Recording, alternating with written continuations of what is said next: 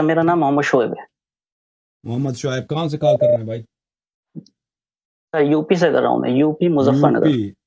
جی سر حکم کریں، کیا حکم ہے؟ جی سر میرا سوال تھا ایک بخاری کی حدیث میں نے پچھلے سیشن میں بھی اس حدیث کے متعلق کال کی تھی، لیکن انفارچونیٹلی وہ کال کٹ گیا تھا تو میرا سوال پورا نہیں ہو پایا تھا. سر میرا سوال یہ ہے، ایک حدیث ہے بخاری میں کہ نبی حوض پر موجود ہوں گے اور ان کے سامنے صحابہ کی ایک جماعت لائی جائے گی اور پھر ان کو جہنم کی طرف دھکیل دیا جائے گا.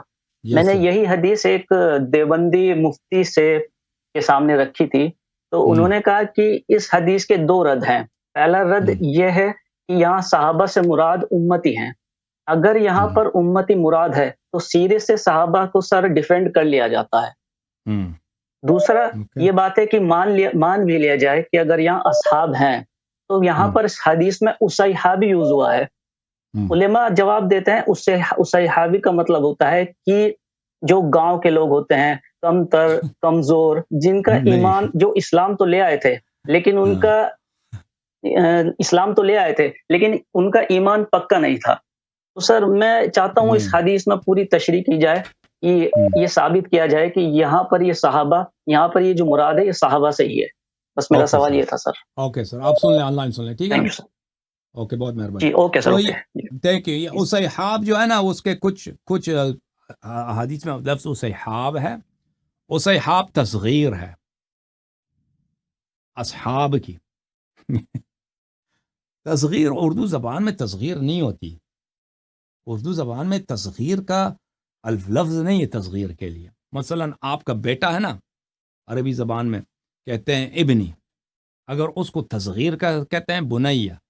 ٹھیک ہے نا؟ قرآن میں کئی جگہ بنیا آیا ہے، لقمان علیہ السلام نے وغیرہ نے، احادیث میں بنیا ہے. تو بنیا ہوتا ہے تصغیر، یعنی کسی کو چھوٹا. اب یہ کسی کو چھوٹا جو ظاہر کیا جاتا ہے، اس کے کئی مقاصد ہوتے ہیں. ہمیشہ ایک طرح نہیں ہوتا ہے. ایک جگہ، بعض جگہ پہ ہوتا ہے پیار کے لیے. مثلا آپ کا بیٹا ہے، اپنے بیٹے کو آپ نے کہا یہ میرا بیٹا ہے، بنیا، یہ میرا ننا بیٹا ہے، یعنی آپ اپنے پیار ظاہر کرنے کے لیے اس کو کہتے ہیں میرا ننا بیٹا. ٹھیک ہے نا؟ ایک مثلا ایک مکان ہے، اس کو آپ، ایک گھر ہے، بویت کہتے ہیں، یہ چھوٹا سا گھر ہے. ٹھیک ہے نا؟ رجل ہے، اس کو رجیل کہیں گے. ایک مرد ہے، چھوٹا مرد، تو اس کو تحقیر کے لیے، اس کو چھوٹا دکھائیں گے تحقیر کے لیے. لیکن یہ کئی نہیں ہے میرے محترم ناظرین عربی زبان میں کہ تصغیر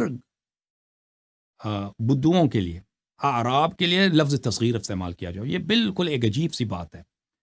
جس عالم نے آپ کو یہ بتایا بالکل بکواس ہے، یہ غلط ہے کہ آپ اعراب کے لیے، جو غیر شہری عرب ہیں، وہ جو گاؤں وغیرہ میں رہتے ہیں، گاؤں تو نہیں ہوتے تھے، قریے تو عرب میں اتنے نہیں ہوتے تھے.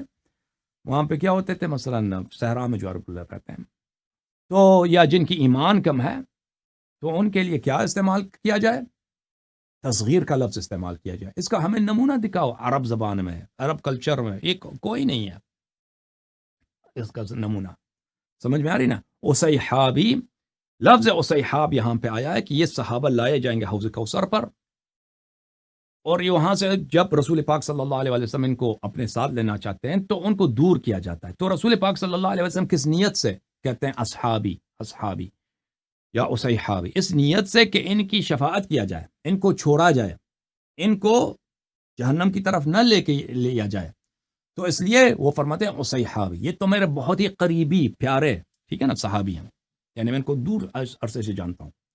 تو یہ لفظ اصحاب یہاں پہ جو آیا ہے، یا یہ اس لیے نہیں آیا، یہ بالکل ایک غلط بات ہے کہ تحقیر کا جو صیغہ ہے وہ ان لوگوں کے لیے جو گاؤں کے ہوتے ہیں، جن کے ایمان کم، ان کے لیے استعمال ہو. بالکل یہ نہیں ہے.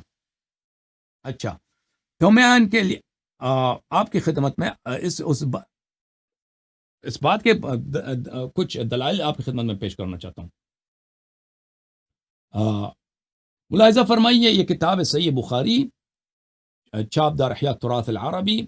یہاں پہ ملاحظہ فرمائیے، صفحہ نمبر 818 میں حدیث ہے، وَكُنْتَ عَلَيْهِمْ شَهِيدًا مَا دُمْتُ فِيهِمْ.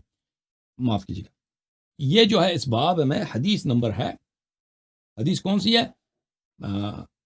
4000 ہے 625 رسول پاک صلی اللہ علیہ وآلہ وسلم نے فرمایا وَإِنَّهُ يُجَاءُ بِرِجَالٍ مِّنْ أُمَّتِي فَيُؤْخَذُ بِهِمْ ذَاتِ الشِّمَالِ، میرے امت کے کچھ مرد لائے جائیں گے، ان کو جہنم کی طرف لے کے جائے جائیں گے، میرے امت کے کچھ لوگ، ٹھیک ہے نا، میرے امت کے کچھ لوگ. آپ کہہ رہے یہ امتی ہیں، بھائی امت کے لوگ ہیں، صحابہ نہیں ہیں. اچھا صحابہ نہیں ہیں، لیکن یہ صحابہ ہیں. فَأَقُولُ یا رب اصحابی، میں کہوں گا اے رب یہ تو میرے صحابہ ہیں. اصحاب تحقیر کے لیے ہوتا ہے. تحقیر کیا ہوتا ہے؟ مثلا کسی کو انسلٹ کرنے کے لیے. ایک مرد ہے نا، آدمی ہے، آپ مثلا وہ اچھا آدمی نہیں ہے، بہادر نہیں ہے،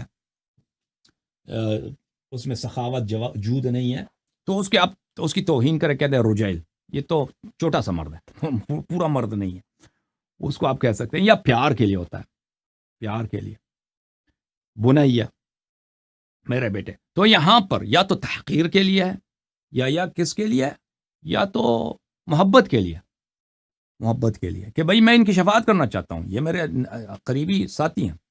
اچھا تو اسی لیے یہاں پہ جو ہے وہ کس کے لیے ہے؟ تحبیب کے لیے. تحبیب کے لیے ظاہر ہوتا ہے کہ اسی لیے لفظ تصغیر کا صیغہ استعمال ہوا ہے. فیقال انک لا تدری ما احدثوا بعدک، آپ کو پتہ نہیں ہے کہ آپ کے بعد ان لوگوں نے دین میں کیا بدعتیں داخل کی ہیں. ٹھیک ہے نا، بدعتیں داخل کی. تو کہنے کا مقصد یہ ہے کہ جو صحابہ کم ایمان تھے، جو صحابہ بدو عرب وغیرہ تھے، پہلی بات ہے کہ جماعت عمریہ سب صحابہ کو کہتے ہیں، سب صحابہ عدول ہیں، سب صحابہ سے اللہ راضی ہے، سب صحابہ جنتی ہیں. ٹھیک ہے نا، اس طرح نہیں ہے کہ جو صحرائی صحابہ تھے، گاؤں والے صحابہ تھے، وہ جہنم میں جائیں گے، وہ نہیں کہتے. یہ پہلی بات یہ ہے کہ ان کا یہ موقف کہ صحابہ سے مراد وہ صحابہ ہیں جو گاؤں والے ہیں، یہ بات غلط ہے. دوسری بات یہ ہے کہ رسول پاک صلی اللہ علیہ وسلم نے فرمایا اصحاب صحابے پہ دلالت کرتی ہے، اور یہ گاؤں والوں پہ دلالت نہیں کرتی. قریبی صحابہ یا تحقیر کے لیے، تحقیر ظاہر نہیں ہوتا ہے اس میں، تحبیب ظاہر ہوتا ہے. اچھا انک لا تدری ما احدثوا بعدک، آپ کو پتہ نہیں کہ انہوں نے آپ کے بعد دین میں انہوں نے کیا بدعتیں داخل کی ہیں. جو کم ایمان والے صحابہ تھے وہ تو کبھی اس پوزیشن میں بنے ہی نہیں. ٹھیک ہے نا، جو گاؤں والے صحابہ تھے، جو وحشی ٹائپ کے، مثلا عرب کے بدو ٹائپ کہتے ہیں نا، جو بالکل ثقافت کچھ بھی نہیں ہے، جنگلی ٹائپ، صحرائی ٹائپ کے صحابہ، وہ تو کبھی لیڈرشپ کے پوزیشن میں آئے ہی نہیں تاکہ وہ دین میں بدعت داخل کریں. دین میں کس نے بدعت داخل کیا؟ دین میں وہی بدعت داخل کر سکتا ہے جو دین کی لیڈرشپ، اس کے لوگ اس کی اتباع کریں، لوگ اس کی تائید کریں. ٹھیک ہے نا، تو واضح ہے کہ یہ وہ صحابہ ہیں جو لیڈرشپ کے مقام پہ پہنچے ہیں، کیونکہ انہوں نے دین میں بدعت داخل کی ہے. واضح الفاظ ہے. اللہ مجھ سے فرماتا ہے انہو لا لم یزالوا مرتدین علی اعقابہم منذ فارقتہم، جب سے آپ ان سے الگ ہو گئے ہیں یہ مرتد رہے ہیں. ان کی ارتداد کیا ہے؟ ارتداد یہی ہے کہ انہوں نے دین میں بدعت داخل کیا. جو لوگ بھلے رسول پاک صلی اللہ علیہ وآلہ وسلم جب الگ ہو گئے تو صحابہ سے الگ ہو گئے. امتی جو غیر صحابہ تھے وہ تو وہاں پہ تھے ہی نہیں تاکہ ان سے پیغمبر صلی اللہ علیہ وسلم الگ ہو جائیں. ٹھیک ہے نا. اچھا اس کی روایت تو بہت زیادہ، میں ایک اور روایت آپ کو مسلم سے دکھا دوں. یہ کتاب ہے صحیح مسلم، چاپ دار الفکر، چھپی ہے کتاب سنہ 1424 میں. ملاحظہ فرمائیے، باب اثبات حوض نبینا صلی اللہ علیہ وآلہ وسلم. یہاں پر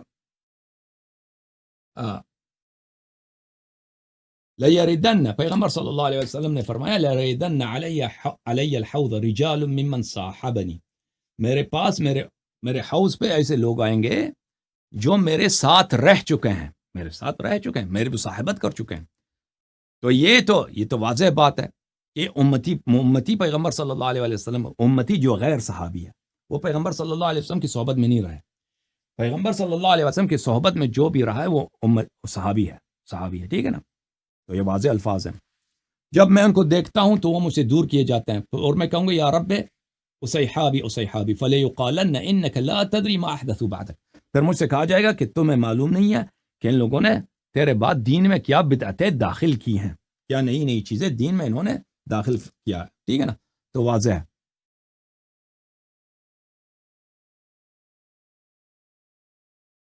اچھا